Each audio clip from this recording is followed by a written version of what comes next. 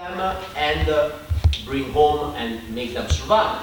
On junipers, a lot of time, and from my experience, basically collecting junipers all over the world, most of the time we don't get home many roots because they are pretty semi-subdesertic species and they have very long taproots.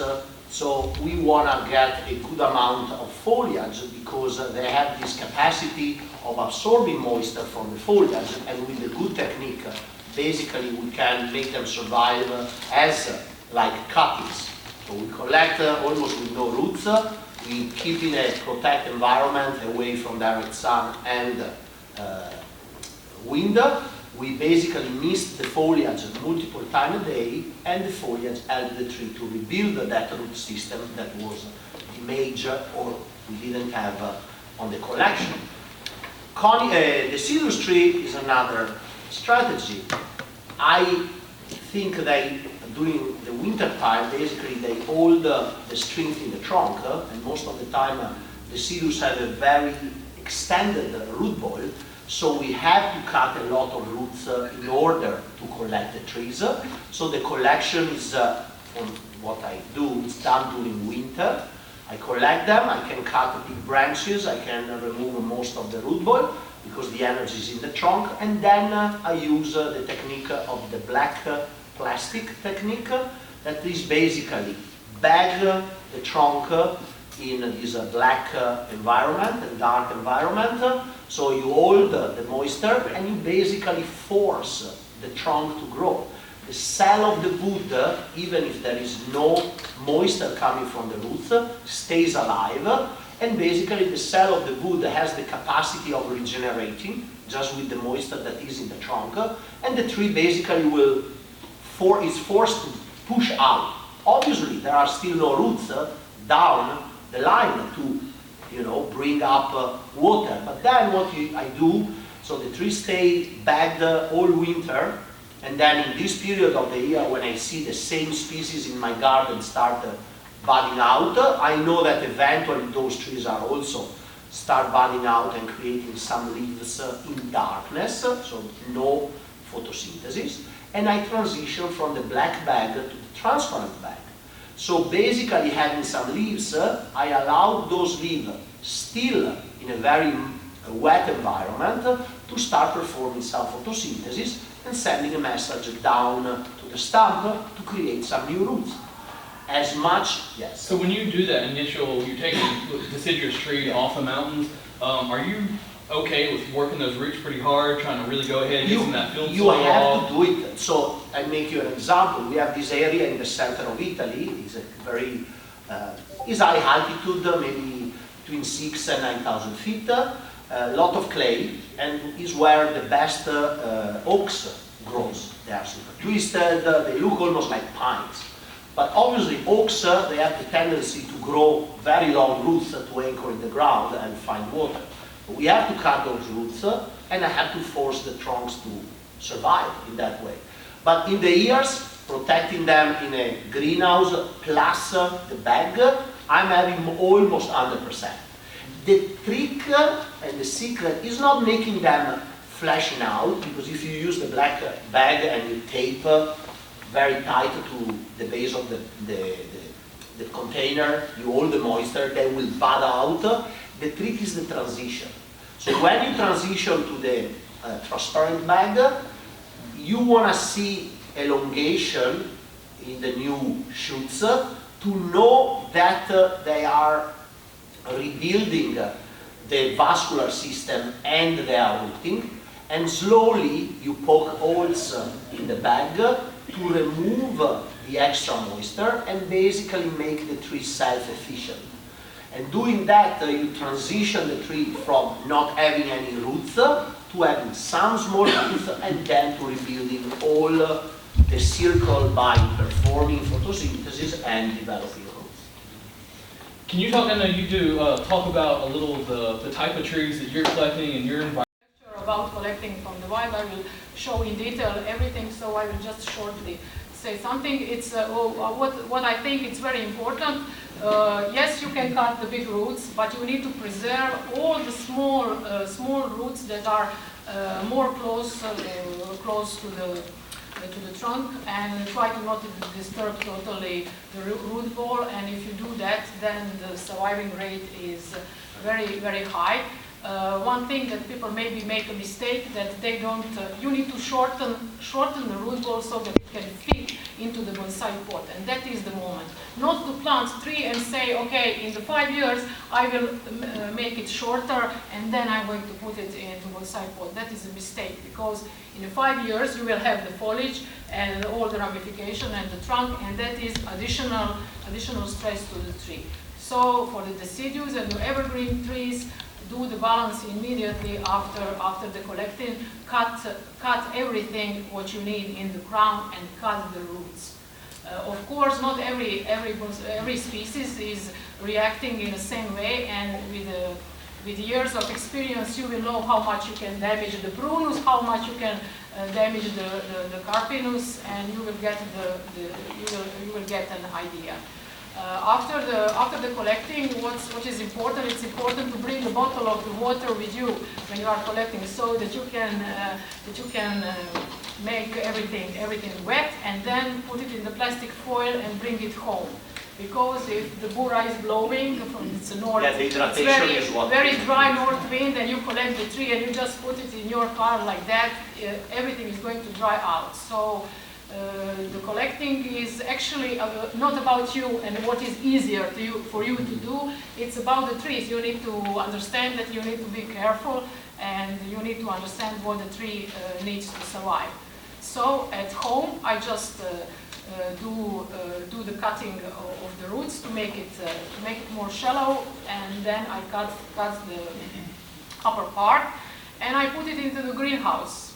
I have a greenhouse with a fogger system, the system of foggers. Yes, I do it automatically, so it's putting the water out. I don't know, every 20 minutes. 30 seconds or something like that, all day long. So I spend a lot of water to obtain moisture environment for the trees. Also, I have what is the name? The heating cables inside the greenhouse. What is important about the collecting is where you live. In which climate do you live, and do you have frosts? So it's also, yeah. So I'm also now in the area we have frosts about, I don't know, 10-20 days in the year. So you need to take care of it. And if the frost is coming, you need to put the cables on. There is an automatic system. Do you do anything about prevention for fungal issue? Sorry?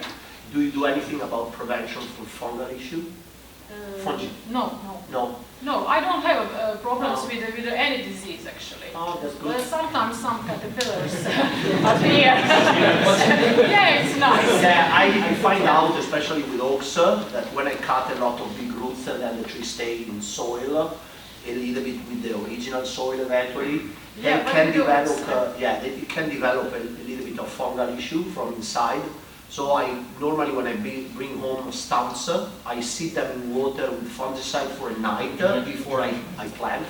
So basically they suck the water with fungicide, and this will protect the tree, because also in the enclosed environment or even in the greenhouse, Calpinus is very good because it's self-defend pretty much, but other species like Prunus or oaks, they can get some fungal infection, and you don't see in a shorter period. You will see in 2 or 3 years, because the fungal issue will grow inside of the tree, and then you start losing randomly some branches, or prunus will start doing what we call gomosis, and these will always stay within the tree and always affect, for us in bonsai, we want to style a tree and a branch will stay a branch for a long time. We don't want to style a branch and then, after 5 years that branch died out and you have to rebuild another one. So I like to do that with a little fungal prevention, because in the long run is always helping, let's say. I really like the idea you said about taking water out in the mountain. I went collecting with the backcountry guys early in my career, and one of the things they did is, had a lot of water out there. And after getting that root ball out, you'll notice too, the soil is very hydrophobic. So a lot of times you just pour the water on there and it just kind of leaks away. So they taught me a technique of, drinking water, to really, try to mince the soil a little bit to get it a little wet, and then you can start. That sounds like Steve with message. That's exactly what he did. Best lesson you taught me was. But there is also a bottle with a spray. You can do that too. There is a name for that, but I can't say that.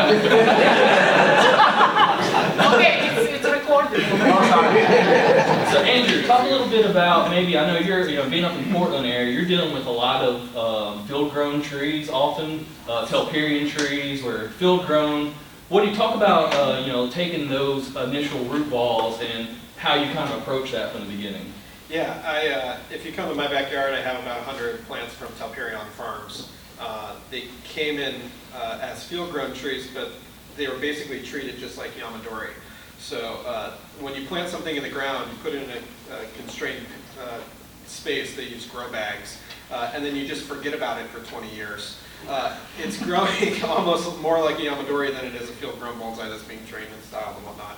So my collection process for those was very similar to what they were just talking about. Is doing really big cuts in the beginning. I think what Marija said is really key. That's the main difference between deciduous and conifers. When you collect a conifer, you don't really want to touch it or do much with it. When you collect a deciduous, that's your best time to do a big chop on the top of the plant and big chop on the roots to get it in a constrained space. Because the tree has the most stored energy at that point, especially if it was a field-grown tree that wasn't taken care of. I had trees, I have a Dawn redwood with a trunk this big that came in the yard as a complete cutting. No roots, or it had roots and I cut them off because they were 10 feet into the ground. Same with a black pine. I have a black pine with a trunk this big that I brought into the yard with 0 roots. And with all of this stored energy, it rejuvenated and grew a root system. You can never do that with a collected ponderosa pine that you get out of the Rockies. But with a tree with a lot of stored energy, you can do that kind of thing. I think it's also important to talk a little bit of context. Why do we get collected trees to begin with? All of us up here don't really have a bonsai farm that I know of. We want some really interesting material to start playing with first. How many of you, when you walk through the room, can find a nice old Japanese maple to just buy off the shelf? Does anyone have access to those? I'd love to know the source. I know a guy. But you don't have that luxury if you live in Missouri or Minnesota or something like that. So we have to find material to play with, and there's a lot of interesting material out there. I think what Marija is doing is so special because she's finding trees that aren't traditionally used for bonsai. I've never seen a pistache bonsai in kokofu. But finding the material and then letting our practice of bonsai dictate creating it special, putting it in a pot, training it and whatnot. I'm collecting a lot of things in Pacific Northwest that nobody's really played with much before. I've never seen an alder bonsai in the kokofu or a cottonwood or vine maple, but if you walk around the woods, there's probably a lot of interesting plants kind of around here, and it's a really nice fast track because you can start doing bonsai things right away rather than grow a maple over a long period of time. You get something very different in feeling, and maybe you can grow something that's higher quality, but what's our stump of a hornbeam going to look like in 20 years from now? It's going to look pretty special, even if it has some flaws or whatnot built in. So I think it's a great way to kind of get started, to build a collection. All of you are consumers of bonsai. And so all of us are trying to build gardens to sell trees to all of you, to have a nice, beautiful space in our own collections, and a Yamadori is a really good fast track for that. So Bjorn, I know that you are being back in the States. You initially did a lot of native junipers you were working with, transitioning those. Also, if you can relate, maybe from the time in Japan, did you do much of that transitioning those Yamadoris that just weren't around as much anymore?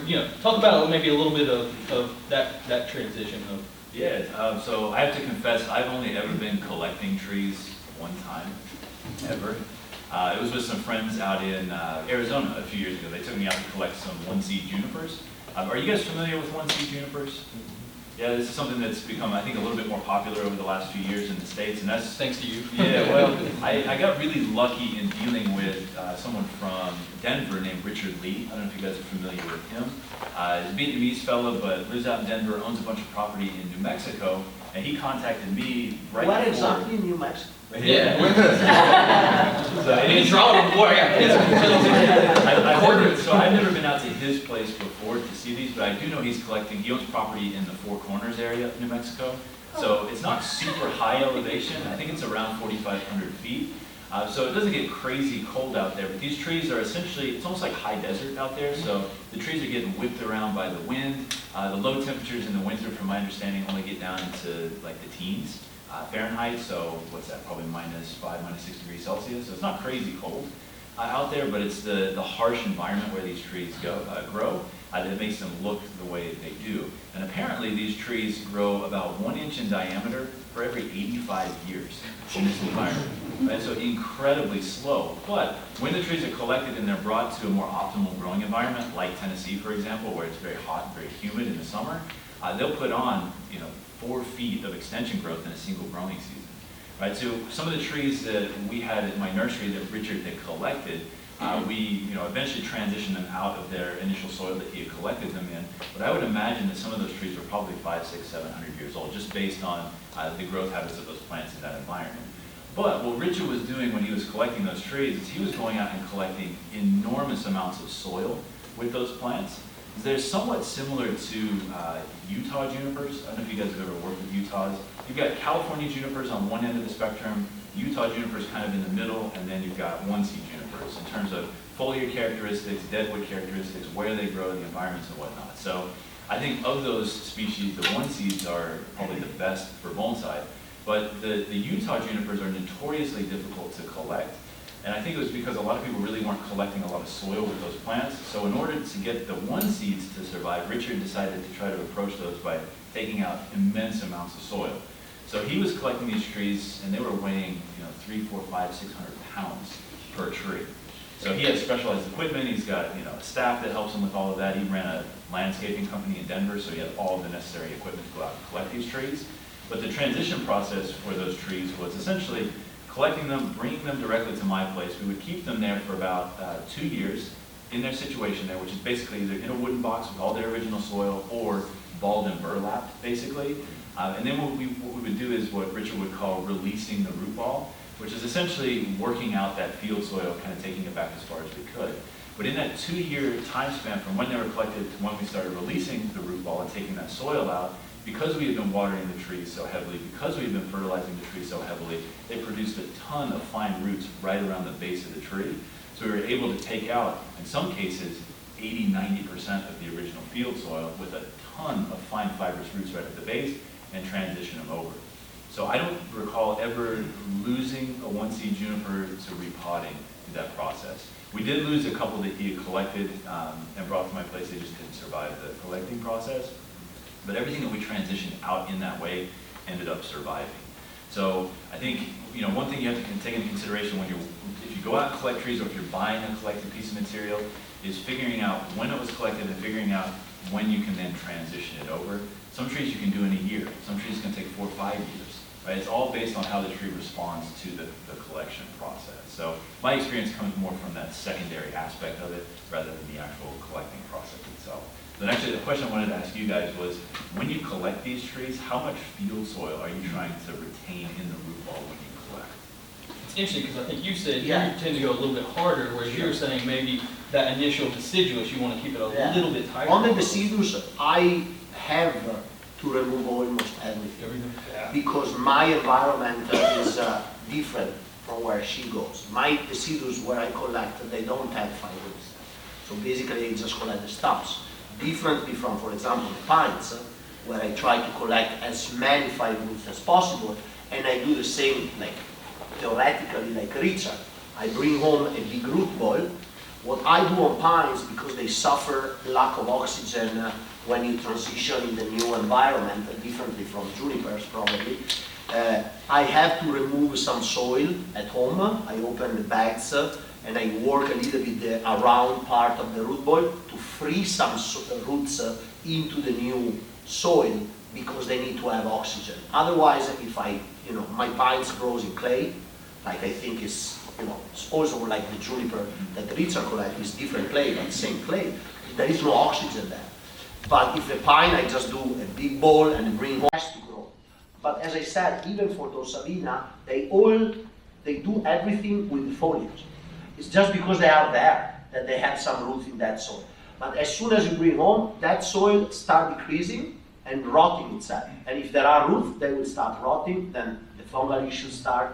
Right. That's why they have to pressure wash. So like for me, I would never do that with our Rocky Mountain junipers here in the States, like a full bare rooting like that with the hose. I have seen that done before to bad effect with bad results.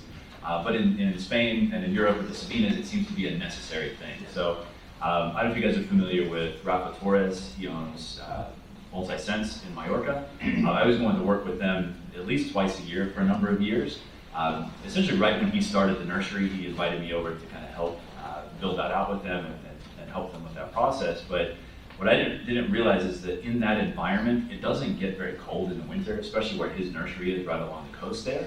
So it very rarely gets down to freezing. So what that means is that the trees that they were bringing over from the mainland to Mallorca, like the Sabinas, for example, and like the Scots pines, for example, because they weren't taking out that old soil and because they weren't treating the root systems with fungicide, they were having immense amounts of death of those plants. We're talking like 60–70% of the plants they were bringing over were dying.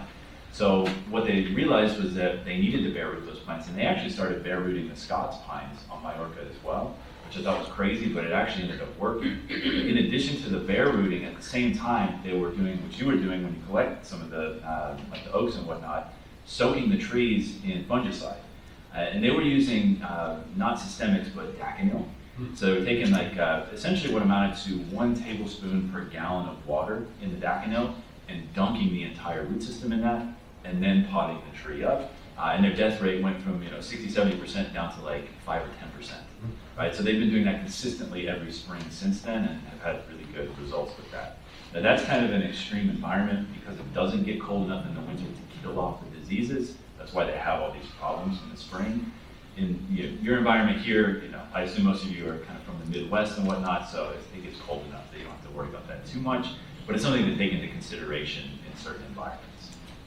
Yeah, the location is everything in terms of strategy, because every one of us has a different environment, and we have to build a different strategy for different types of trees. So we have an overall understanding these and these and these, plus then for every one of us, what I do in Los Angeles with California juniper, I don't do back in Europe with other trees. You have to build your strategy according to the place and the tree. All these trees, definitely where you're going back to, where they're coming from, it's case by case scenario. You really can't blanket the statement certain things because aftercare is the most important thing, and it is going to be different from here and there. So when you're doing traditionally taking collected trees, what type of growing medium are you putting them in first? You said you do most things. So I do conifer, pomace, and the Cirrus tree, I do a mix 50% pomace and 50% peat moss when they start. And then obviously when I do the next repotting, I transition the peat moss because on peat moss I don't have control of the water, on the moisture. I transition that to macadam. So you do a little organic before yeah, I you need to that do organic straight because transition. when they don't have roots, they are basically a big cutting, I need to add The moisture there. Then I transition because when I go to the pot and I start, wiring the trees, pruning, I need to have the control and I need to know how much water this tree is drinking, and the only way is using macadam. I use the same for everything, for all broadleaf trees.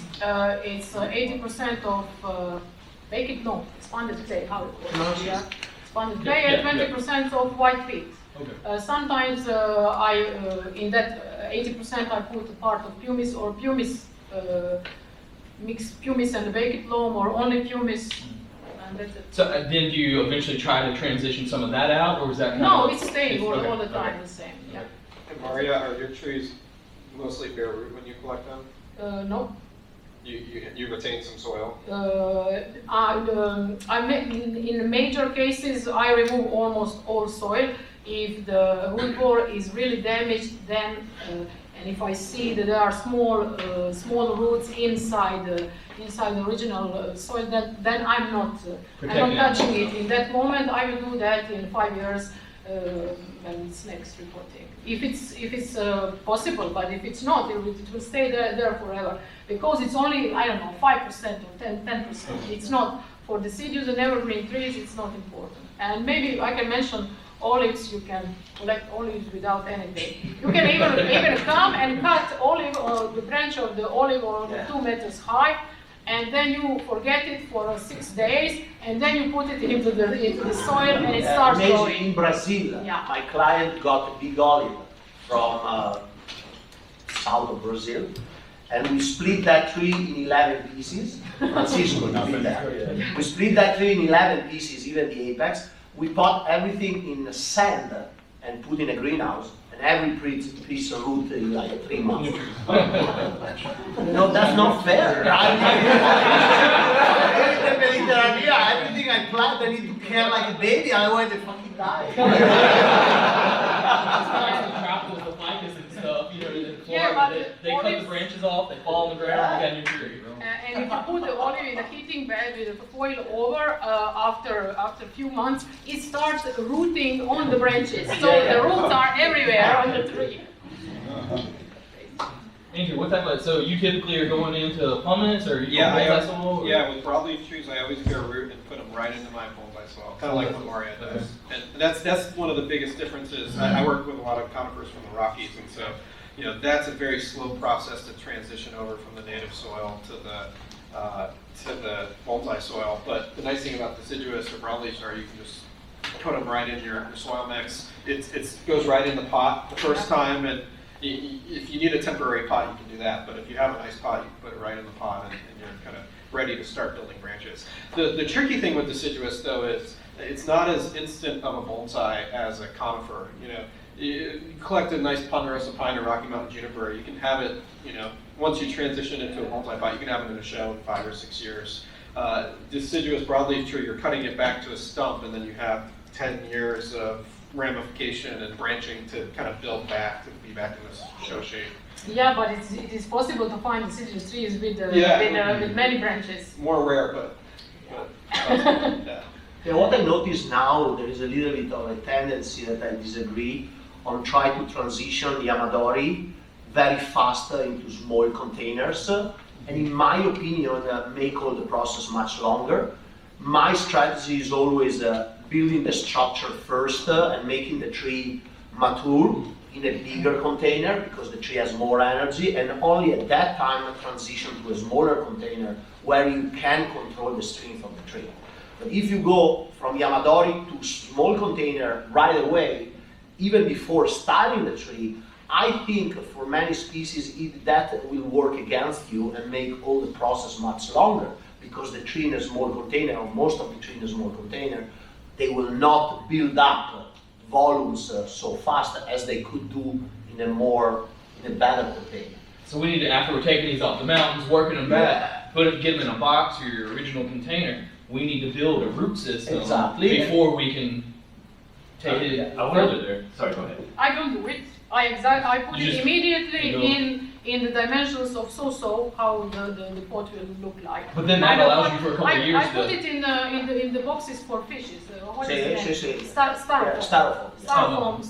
So it's already, but it's not a problem. It must be the height must be shallow, but it can be a little bit larger. So that is not a problem to cut. But if you put it in something that is deep like this, and you want it then to put it in, no. It's like recollecting it again almost. If you and you will have all the crown and everything, and you are making a double stress to the tree, and I think that is not a good approach. At least it's not mine. So when you collect something and you build, let's say, a wooden box to put it in, like how percentage-wise, how much bigger? At least for my conifer, I at least double of what I would think will be the final part. Okay. Yes. Yeah, because I know, I have gotten a lot of trees into my nursery from the guys at Backcountry, and what they typically do, when they go out and collect the tree, they take whatever duff comes with the plant, they try not to disturb the root ball at all, and then they'll build a box that essentially fits the shape of that root ball, and it's not much bigger than the root ball was itself. It's actually quite small. And I talked to Steve about why they do that, and his philosophy was if they put that in something too large and put it in pure pumice, the pumice actually holds a lot of moisture, and then you end up with a problem where the tree doesn't dry out at all. The soil medium here, in this case, pumice, doesn't dry out at all. You end up with root rot on the tree. But I always thought it seemed a little overly small, but I never had a problem with any of their trees dying as a result of root rot afterwards. So it actually works really, really well. And taking it from their environment where it's incredibly dry, there's no humidity. These guys are collecting in Wyoming, no humidity, tons of wind whipping through there. And you bring it down to Tennessee where it's 80-90% humidity every day in the summer, they grow like weeds. And for the most part, I was dealing with junipers. So like Mauro mentioned, they're taking up a lot of that moisture through the foliage. They don't necessarily need a whole lot of soil, or in this case, again, pumice, to keep the trees alive. But I always wondered about that, like percentage-wise, how See, much... on the pines I collect, I need to do that, otherwise they will start suffering as hell. I need to give extra space to develop the roots. Do you aerate the core of those root balls when you do the initial repotting? Okay. I free all the roots around to get those roots into the new soil. But the core of soil... No, I don't touch that at all. No. You don't aerate Eventually, it? what I do after a year, if the tree after a year is strong, I go with a vacuum cleaner and I poke some of that clay away, and I vacuum cleaner away, and then I substitute with pumice. So it's not really a repot, because a year is not enough to establish the tree, but at least I'm started removing that bad soil for the roots. But sorry, pumice is drying out very well. Maybe the good idea is before planting into the pumice to wash out the pumice so that you remove that small particles, everything that is smaller than 2 millimeters that you remove, you can sow it and then plant into it, because pumice is perfect. It's really drying out. I use big pumice. I mean, big. 8 to 13 millimeters. Yeah. That's big, Yeah. because more air is better for my Yamadori. Do you take that approach with the pines and the junipers? Or? I don't collect many juniper back in Europe. When I collect the juniper, the tricks are a little bit similar to the one here. I have to put them in a greenhouse. For example, you met Felix in Spain. We went collecting together. We put the trees in a greenhouse. He has to use lava rock and not pumice, because over there you need a little bit more water retention, because pumice for them in Spain is too dry and dry out so fast. So really opposite than what you said. Yeah, that's interesting, because of the soil components that we typically use, the akadama pumice, lava rock, and maybe kiyu, there's a competition between akadama and pumice as to how much moisture they'll actually absorb and how long they'll hold that moisture. Akadama holds a little bit more. Akadama is obviously a bit organic, so it's got CEC as well, although technically pumice has a little bit of that too, right? So of those components, pumice is fighting for the #1 spot in terms of how much water it absorbs, but it releases it back to the tree, right? And it also, it's more integrity in the pumice than there is in akadama, meaning that it doesn't break down. Yeah, like what I akadama noticed does over between time. the pumice here in US and our pumice are two factors. Your pumice has a lot of what Maria said, a lot of those dusty parts, plus the porosity is not only inside, is also outside. Because I think that pumice get break down to a smaller size. Our pumice has those kind of air balls inside. My big pumice, if I throw in water, float. Yeah, ours seems like rock. So that is the difference, because I have something in the pot of my pine that inside is dry. Even if I water, it's not absorbing, because those little holes, differently from lava rocks, that the porosity is all connected like a wasp net. That pumice, because it's from eruption, it gets sealed there. And my big particles, they are so floating that is, again, if I throw in water, they stay. I think That's interesting. your pumice Well, is and our pumice in the US is very different depending on the source. Yes. So Oregon pumice has a very high density of porosity. Pumice from New Mexico, there's a company called Hess, maybe some of you have gotten pumice from. That's some of the worst pumice. It's mostly like gravel. It's 3 times the weight. The backcountry guys used to use that. Yeah. Now they drive to Oregon and get a big pumice from us. But depending on the vein, the pumice quality can be really different, even here in the country. And it's, of course, in the climate where you are is also important. It's not the same. In Spain, it's very dry. Where I live, it's very dry. my summer is dry, and for me pumice work great because I want to keep my tree dry. Yeah, in the summer, my watering system is working 6 times a day. 6 times a day, and plus I'm watering every 2 or 3 days manually everything. Yeah. So It's also when you do the deciduous tree, for me it's the opposite, for example. In summer I water less than spring and autumn because my conifer need less water in summer than in spring and autumn. It's completely different strategy. So it's interesting, you kind of hear through this conversation how... And then you have a big confusion in your mind, you don't understand. You go and you kill all your trees. This is of this discussion. But it's really important, as you're hearing different artists talk about it, it's a really, none of it, do not take any of it for gospel. Take each piece, kind of experiment with it. You have in to your own rely on environment. local people that have experience. This is everywhere. I mean, then- if I go in Croatia, I will ask Marija all the advice to make my tree surviving well. If I go in somewhere else, I will ask the local people because that is the experience. And Because you see, everyone has a different trick, a different approach, and works. But Yeah. I live in the middle of the Dolomites. She lives in Croatia. You live here. Yeah. So it's all different. So it's important to kind of find out what works It's for about you the in your context, situation and adjust it. Take tips and advice from professionals and kind of tailor it to your own system. What about me? So I'm very similar to I'm doing on the East Coast where I'm from. We're taking, and it's interesting kind of what Bjorn was talking about a little bit in the different areas that you're collecting. You're actually going to get different root balls. If you go out to the Rocky Mountains, a lot of these trees you're looking for often are in actually pockets on these outcrops. So they have these natural little pockets.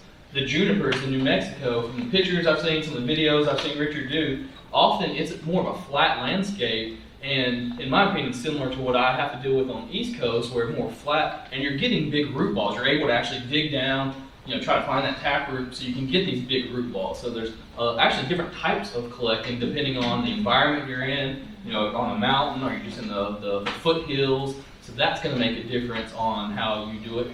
Typically, I'm very similar to a lot of this is where, depending if the tree's really strong, really healthy, deciduous trees, I like to try to start working out some of that, that field soil earlier on. Of course, it's case by case, depending on if the tree's happy, if it has a lot of feeder roots, and getting some of that pumice, or in some cases, maybe a little bit of bonsai mix to kind of help build that initial root ball. Collected junipers and pines, same thing. You don't mess with those as much because they're a little bit more finicky with the roots, but trying to, over that first session or two, get some areas, kind of work out that old soil and get some good pumice in there to start growing more finer feeder roots. How far south are you on? So North Carolina. So getting back to that a little bit, do you, in some of your approaches, maybe on that second, third repotting, you still have some collected soil in there? What do you try, if you do have some of that, you're experiencing some of that, do you ever go in and maybe do like a half bare root or wedge sections or anything to kind of... So the goal is to end up with a tree in a mature stage in the type of soil you want to use. Bonsai, let's talk in general, 1-1-1, Akadana, pumice lava, or whatever mix of inorganic you want to use. So that's not a basic rule. Let's say into repot, I need to remove the original soil, but what I try to do, at least before styling a tree, I try to have 70, 80, or even more % of the root ball into the new soil. Because again, I don't have control of the humidity in the part of the original soil. And when we manipulate the trees and they get into a stressful period after the manipulation, if the roots are not able to talking about conifer in general, if the roots are not able to breathe, the trees start having problems. So faster I can get the tree into a good mix, better is for that tree. And more I'm planning to do in terms of manipulation, more original soil I need to get rid of faster possible. So what about maybe some cases, Bjorn, I'll throw this one to you. In cases where you have a old, and we're talking about, again, transitioning, I find sometimes that these really old bonsai have been bonsai for a long time. They tend to almost have, these maybe dead sections in there, just really root bound. How do you go about transitioning maybe a root-bound tree into reinvigorating that root ball in a way? Yeah, and some of that's going to be dependent on the species. Yeah, right. Obviously. Yeah. So, certain species are very finicky if you try working the core. I don't know if you guys have heard this word sheen in bonsai. It's essentially the core of the root ball right up underneath the trunk, basically. So I kind of touched back on the question you threw to Mauro a second ago. When I'm working with Yamadori and transitioning over to good soil, and then in subsequent repottings throughout the years, I'm trying to work that core back little by little, but I never take the approach of fully trying to remove that core. I try to get as much out of there as possible, but especially with from my experience, pine, but also somewhat with junipers as well, the trees end up weakening severely as a result of that, especially if it's done too quickly. I also don't particularly subscribe or like the idea of doing the half bare root on a root system. Certain roots on a plant are feeding certain branches on the tree, and this is really true when it comes to the junipers, right? That's why if you cut a branch off of a juniper, you're going to kill the live vein all the way down the base of the tree and the roots that are feeding that. So from the flip side perspective, if you're half bare rooting a tree, you're potentially weakening those roots, you bare root it, and killing off a portion of the top of the tree, or vice versa. Maybe you invigorate that section of the tree while the other half of the tree gets weak, and because you've invigorated that section, the other half is going to die off. Yeah, it's always better to work all the around in the same way. Exactly. From The halfway doesn't work even for me. Exactly. Yeah. So the longer you work on these trees, the more you should be working that core back little by little. But of course, you're acquiring trees from other people. Maybe they weren't maintained properly, and now you end up with a core that's incredibly rock hard. That's very, very difficult to work with. Some species are going to respond better to getting really aggressive with that core than other species. So most deciduous trees, like maples, for example, Stewardia, plants like that, even if they're older plants, are going to respond relatively well to getting pretty aggressive with that. You're talking about something like a needle juniper. Those are hard to work with anyway, right? And a lot of people get scared to work with the roots because they're finicky. So you end up with an insanely rock hard core. I've seen that so many times with that species, and common juniper as well. It's very similar, right? So to work that out is almost impossible, right? So in that perspective, or in those cases, what I try to do is aerate those cores as much as possible without getting aggressive, actually taking soil away and potentially tearing roots out. And depending on the scenario, if it's a situation where it's very, very hard, rather than working that with a wooden chopstick and picking little by little, I may even take a leather punch and hammer it into the core of the root ball. That's a pretty rare thing to have to do, but in some extreme cases, you might need to do that. But in general, if you're working these trees on your own and developing them properly, you shouldn't end up with that ridiculously hard core to the root system of the plant. But from my perspective, especially with conifers, I almost never am going to take that entirely out of the plant. Right? It might be different for you guys, but that's, from my experience. You have to build it first when you start with Yamadori. That's the other thing, because I end up, a lot of my pines, for example, they grow on a surface that is 5 inches, 10 inches over the clay. Everything is there, so they don't have that core. You have to build it up while you transition every time and move it from the original container to the next one and to the next one, and you build up that section. Totally different than a mature tree from Japan. Even when you have to style, that tree has already the core because it's been a bonsai. Even if it's neglected for many years, it's been a bonsai for decades, and he has that section. For Yamadori, most of the time, we have to build everything from scratch in terms of root ball. Also because we start with trees that a lot of time they have strong, thick roots. And when you start transitioning, then they go back and they regrow from the base, and they start regrowing some smaller roots because they find good soil close by. And then you build up that section. And I think it's a little important too, one thing I think about in repotting, some of the collected trees is you'll often see these really old, especially junipers, collected junipers, that have these, a lot of times a taproot that we're cutting off and, just working with a few roots in the beginning. And often those roots will, kind of be lignified, a little bit harder roots. So it's really important to really work on kind of getting those fine feeder roots. That's really is what's going to keep the health of the tree strong. Fine feeder roots, once they get hard and lignified, they're not actually producing sucking up water. So it's really important to, with the particular mixes, with maybe how far you're pushing that initial maybe taproot back to really work it to a nice strong fine feeder roots to kind of start the basis of that tree. So far, are there any questions? Any particular questions? Yes. Have you guys experimented with top dressing at all? So like what I've done, I'm up in Idaho, I collect some trees and I use sphagnum moss and I grate it, get it really fine. And I've found that to be helpful for my trees in that recovery process, just on top of it, because it's super dry where I'm at. And it retains a little bit of that moisture. Which species? Pines, junipers, western junipers, but pondos. But I've also done it with like, I don't know, spruces, firs, subalpine firs. I've even experimented a little bit with bedding, shavings, pine shavings and bedding, kind of top dress.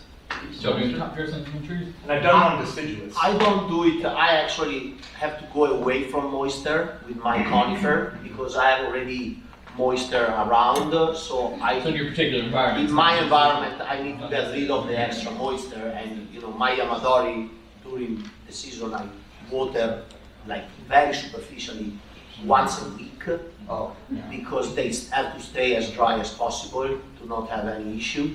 So I use top dressing eventually only on some repotting when I mess up some roots and I need to, maintain the superficial roots, the fine roots a little bit more moisture, like on the cedar tree when I repot. That's the only case I use. More toward refined trees that yes, you would be doing that. How about you guys? No, I don't use it, but I believe that you can use it. Everybody can use it for broadleaf trees in dry climates. Yes, it can be used. For pines, no. I'll use it later in the process. So I'm a big believer that most established bonsai should have the top dressing or some moss. If you don't have moss on an established bonsai, you have to dig down about an inch in the pot before you find any live roots. And if your pot's 20 inches by 18 inches, that's 20 inches by 18 inches by 1 inch of volume that you're not utilizing in the pot. But for collected deciduous, I think because we're often bare rooting, putting them in the soil, I want to see the actual soil in the beginning. There's not a lot of roots in there. Often we have these big cut pieces in there, not fine roots, but big, huge, cut roots. And so once I start getting a lot of fine roots in the container, then I'll put a top dressing on and start treating it that way. But I want to see the soil drying out at first. Any other questions? Yeah. I had two. One, I was really liking the fungicide conversation, and I was just wondering if anybody else had strong opinions about what kind of, like the Daconel piece. I would initially think to do Subdue Max, for the root rot potential of that. Are there any other considerations, thoughts you guys have? In Europe, we use a lot Aliette. I think you have it here. Fossetil aluminium is one of the active principles of the product. Are you using systemic? Is that a systemic? No, it's not systemic, but it's very good, especially I use it on all my trees in early spring when the season still have to catch up because it can be hot, humid, and then very dry and sunny. So this fluctuation of temperature can allow the fungal issue on the trees because the tree is pushing and then it's cold again, so it's stopping. So I pour water and a little bit of Aliette on all my trees, either collected or finished trees, and these help a little bit if any fungal issue spora can attack the tree while the tree is in this situation of like waking up to really start the season. And then the second one was around the peat conversation, which I found really interesting. I would be terrified to do that in North Carolina. Tyler and I are from North Carolina area, and that would scare the hell out of me. But I was wondering, I also heard a story once about that in Europe the peat was a little different. And I was wondering if that might be We part call of it, it. I don't, Sphagnum moss. for them sphagnum moss is White really, peat, Lithuanian white peat. yeah, no, for me, peat moss is the black, for them actually, is that black kind of soil that is. Almost just like a potting mix. Almost. Exactly, that I think it's broken is down. coming out from whatever leaves and organic soil from the forest that first start. For us, is the torba.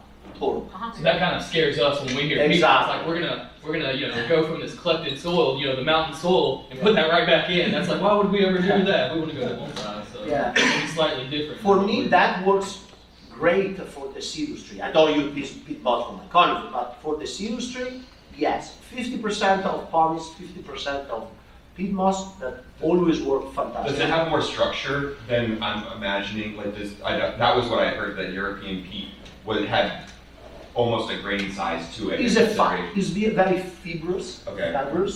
and really develop. I have take out some trees after a year being there, and the root ball was unbelievable.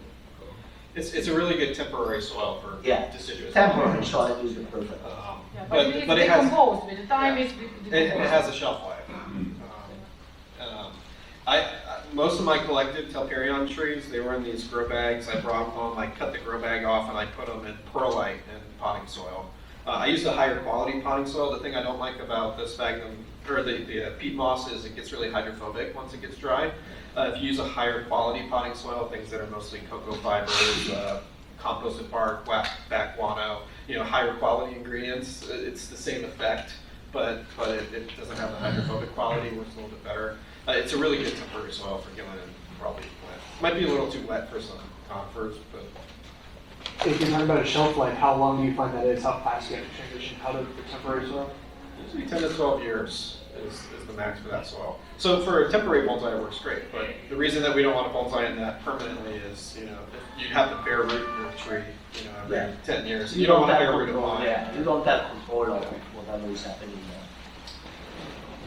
So I guess a specific but also broad.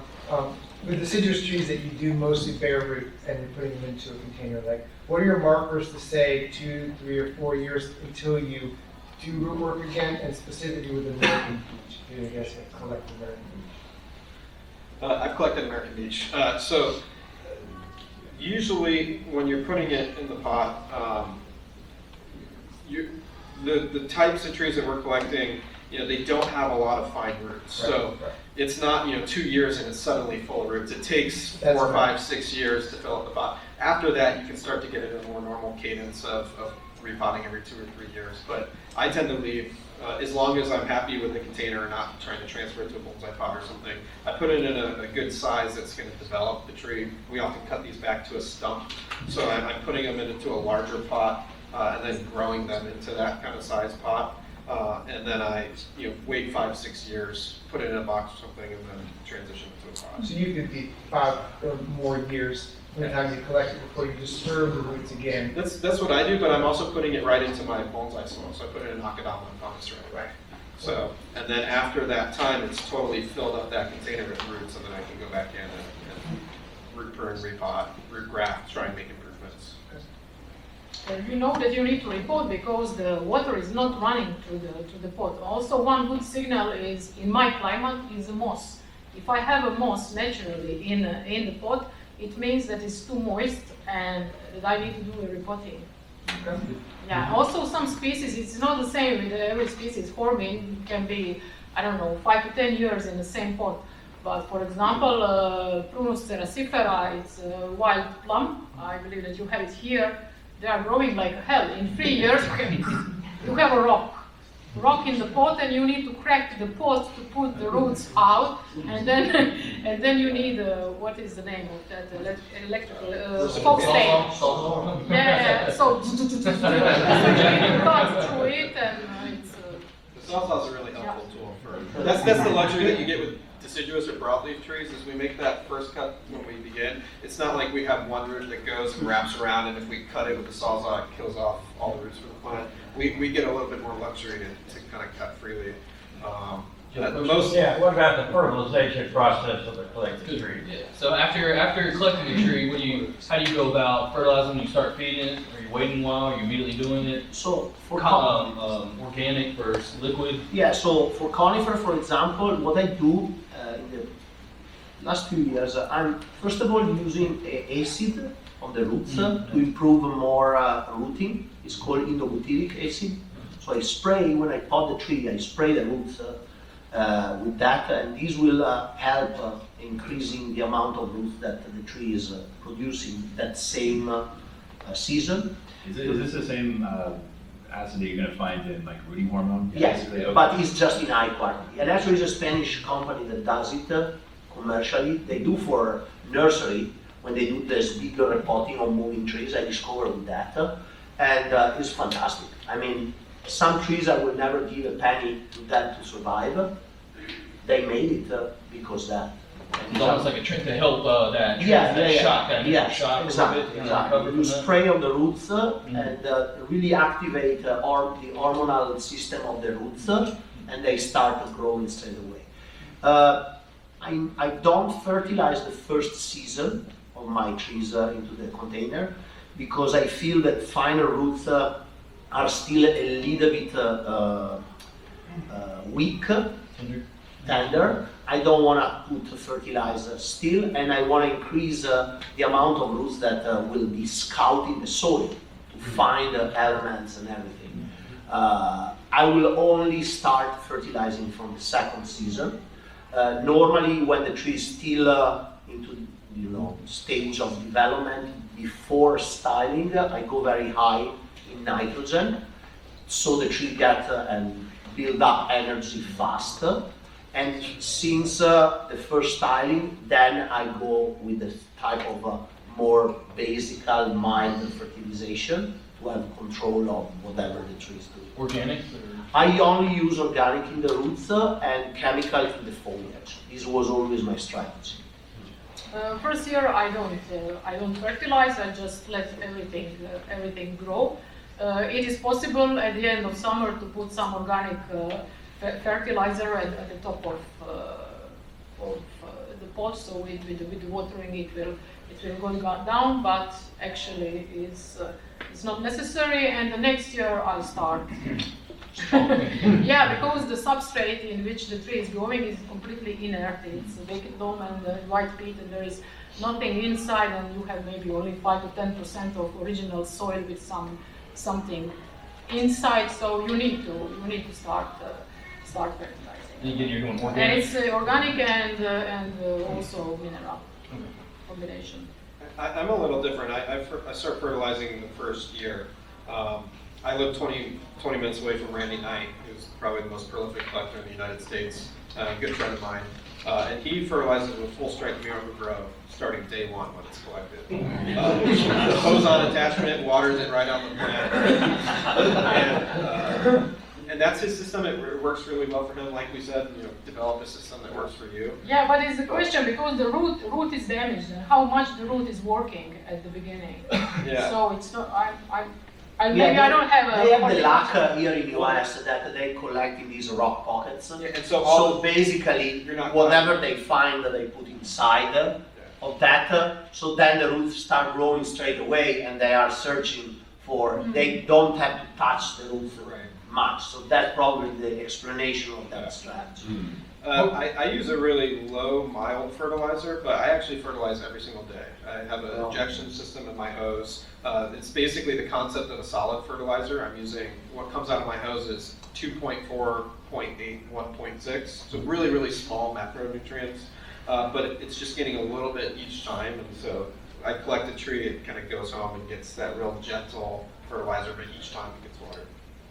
So on your, a lot of the one seeds, when you're bringing those in, those are a lot of times more freshly collected. How are you treating those with fertilizer? Well, so because Richard would collect such massive amounts of soil with them, certainly on the periphery of that soil match, you're going to have roots that were cut back, but there's a decent amount of fine rootage up on the interior that hasn't been damaged. So quite often with those trees, I would throw essentially Osmocote Plus on them, just a few handfuls, because we're talking root balls that are like 4, 5, 6 feet across, right? So I put a vast majority of that synthetic fertilizer right at the base of the trunk and try to produce as much rootage right there as possible. I also, typically with those trees, would start doing foliar feeding as well, and also re-drenching with organics. So I have, or I had what was called an easy flow system, super easy thing. It's not technically a fertilizer injector system like what you have. It's like a bucket essentially that you attach to the spigot of your hose. It then filters water through it. You put a concentrated liquid fertilizer in that bucket, filters water through it, and then sends it out through the hose. It's actually diluting the fertilizer little by little as you go, whereas the true injector system will actually suck the fertilizer up and put it in line with the hose. So it disappears over time, but it's always the same concentrate that's coming out of the back end. But when it comes to these one seeds or even the Rocky Mountain junipers, I'll be doing that easy flow application typically with liquid kelp and liquid fish in a sort of a pre-mixed version of it. There's a really good company on Amazon, or you can buy it through Amazon, called GS Plant Food. They make all sorts of organic products, pretty inexpensive. And one of the products they have is this pre-mixed liquid fish and kelp. If you've ever dealt with liquid fish by itself, it can get kind of goopy. But if it's pre-mixed with the kelp, it's actually very liquidy and it's very easy to put into an easy flow system like that. Right, but I'll do that typically right from the get-go once those trees show up in my nursery. I do have to say though, the Rocky Mountain junipers and any of the trees that, like the backcountry guys collected that I brought to my nursery, those were collected typically in like April, May, June, and they wouldn't get to my nursery until the fall when everything's going dormant, and they're not fertilizing at all from my understanding while they're in Wyoming. So that first growing season, none of those trees are getting fertilized. Once they get to my garden the following spring is when I start fertilizing. Whereas the one seed junipers, Richard was collecting those again in April, May, June. Those were coming straight to my nursery that same summer, and I would fertilize those again with the Osmocote Plus and the liquid fishing kelp. Do you have any, are there any special rules that may apply to harvesting deciduous conifers, like Larix or Balsicus, for initial collection? I don't deal with larch at all. Actually, I didn't really deal with Balsicus at my nursery. Same. Hate Balsicus. Sorry. So the bigger difference between the larch here in US, Larix tamarack, what we call tamaracks, Larix laricina, and our European larch, I would treat our European like a conifer. They grow most of all in the mountain, high mountain, places with rocks and everything. Differently from when I collect Larix laricina here in, for example, up to the, what's the name, Grand Rapids, Michigan area, where they grow in bogs, so they grow in water. So you can almost treat them like deciduous. So I collect a lot of them almost with no roots, and then I pot them in, what's that soil that has the same cationic exchange like Akadama that you have also. Oh, the Diatomaceous earth? Sorry. Diatomaceous earth? No, it's kind of bluish. Shale? No, it's not shale. Not turf. No, Turf is terrible, right? No. Turf is terrible. Everybody hear that? It starts like this, Mauro. It's even worse. Anyway, so it's a soil that holds a lot of moisture, and basically even for these larches, it can hold moisture and they can root fast. We use the same soil like eastern white cedar and larches that come from these bogs, and they have basically layers of root balls. I tend to keep the upper layer and basically flat cut whatever trunk is on the other part, because in the bogs, according to the season, the water has different height. So there is spring as one layer, summer as another layer, and winter as another layer. So I cut them off and put in that soil that holds a lot of moisture, and almost all of them survive. So completely different strategy according to larches here in US than European larch. One thing I wanted to kind of mention, talk about a little bit, I like is with specifically with I our... got it, zeolite. Okay, yes. Zeolite. Try to- Bluish, zeolite bluish. Yeah, it's Here. here is kind Yeah. of good. It's reddish. It's reddish.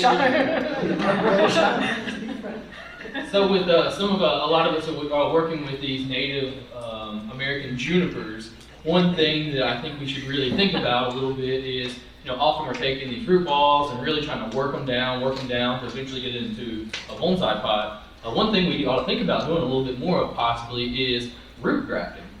Just really completely forgetting about the old root system, putting a nice, more compact root system exactly where we want it is a good way, often done in Japan, for those professionals working these trees. Got a big collected tree, if it's going to take many years to shrink it down and create a healthy root system, grafting roots on it can be kind of a sidetrack, a little bit quicker track to actually create a nicer root ball, more healthy. We can from the get-go kind of start out with a small, often we're using cuttings, whips that are a couple years old, small, good collected root or good root balls already, and kind of grow those out. So you kind of do that process in reverse. Instead of growing, trying to shrink it down, you're actually then building it up, but from a good basis in the beginning. So that's something I'd really suggest, especially if you're using Itoigawa Kishu roots, much stronger, more healthier roots than often a collected root. Yeah, the only trouble with that is time frame wise, is you gotta make sure that the tree that was collected is healthy. That's correct, yes, Before absolutely. you start grafting onto it. So it might be healthy when you collect it, but through the collection process, it weakens the plant. Then you throw a graft on in that same year that it was collected, for example, or even the following year, it may fail as a result of that. The tree itself needs to be healthy. And this is actually true if you want to change out the foliage on a tree as well. Some junipers, you collect them, like a Rocky for example, and they just explode with growth in that first season when you collect them, first growing season. And you can graft them the very next, let's say, February or March, right? So I had a tree that the guys from backcountry collected for me in, I think it was June, a couple years back. And in February, so was that like 8 months later, I grafted the tree. I put, I think 100 grafts on the plant. A vast majority of them took, and now that tree, a year later, is almost entirely replaced with Itoigawa foliage. That's incredibly rare to be able to do that, though, right? You need to have the tree pumping, you need to have that cambium swelling, the tissue swelling. That also goes for the root grafts as well.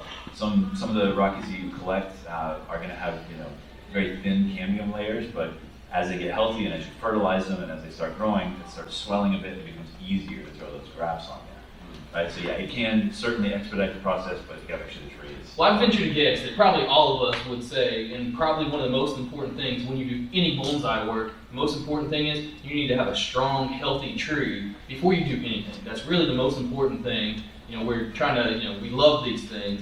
They're gonna respond better if you have a healthy tree. And also when you collect it. Yep.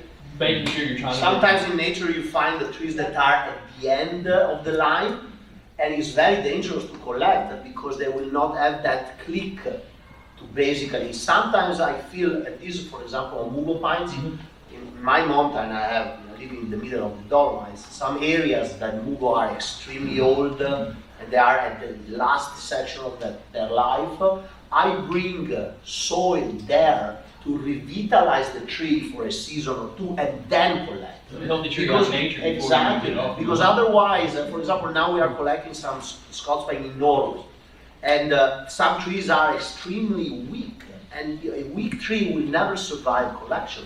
So we are fertilizing the tree. They grow in moss, so we bring fertilizer in summer before collecting the next spring, and basically we push up the energy of the tree as much as possible, and then the season after we collect the tree. You all knew we were crazy. Absolutely, we are crazy bonsai people. Yes. You say root graft on Rocky? Yes. Can you use